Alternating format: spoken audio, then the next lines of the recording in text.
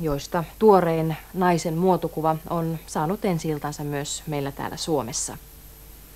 Viikon sisällä näemme kaikki hänen 3 aikaisempaa elokuvaansa Sweetie, Enkelin kosketus ja Pieno.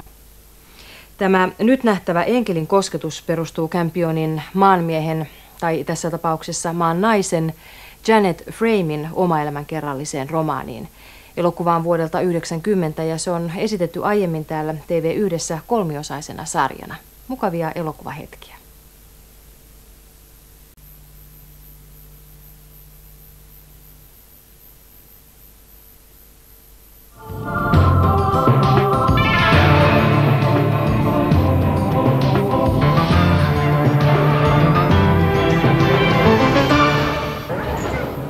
In Northern Ireland, a car bomb has gone off in a Catholic district of North Belfast, injuring a prominent Irish Republican figure.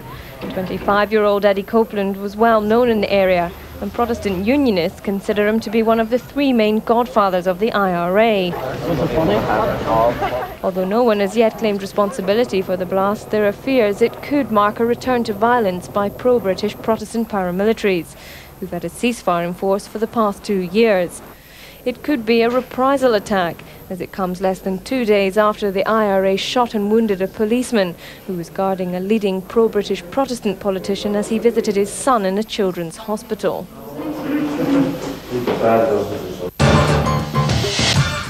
Thousands of opposition supporters have again jammed the streets of Serbia ahead of an OSCE verdict on alleged election fraud.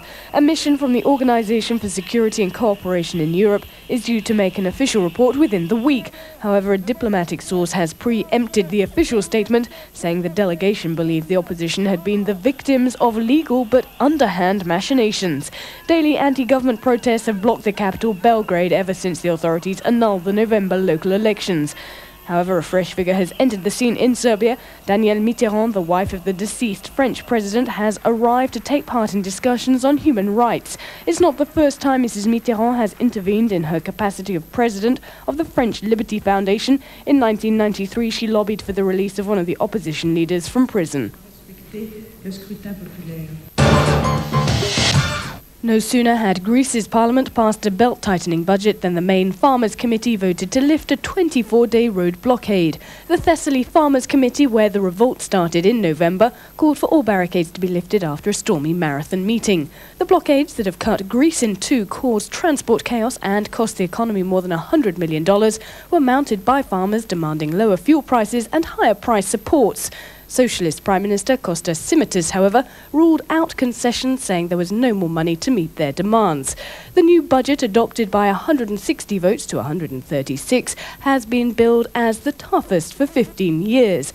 The austerity measures are aimed at cutting the deficit to prepare the economy for a single European currency.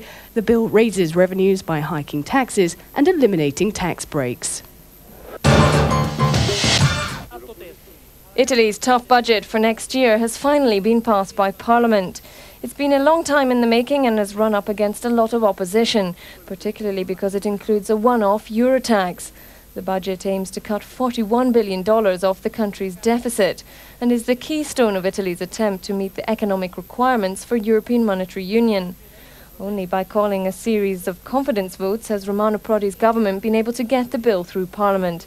The bulk of the budget measures had already been passed and the final vote was seen as a formality.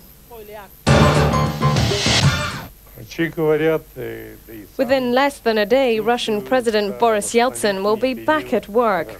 For the past 6 months, Yeltsin has been away from the political arena.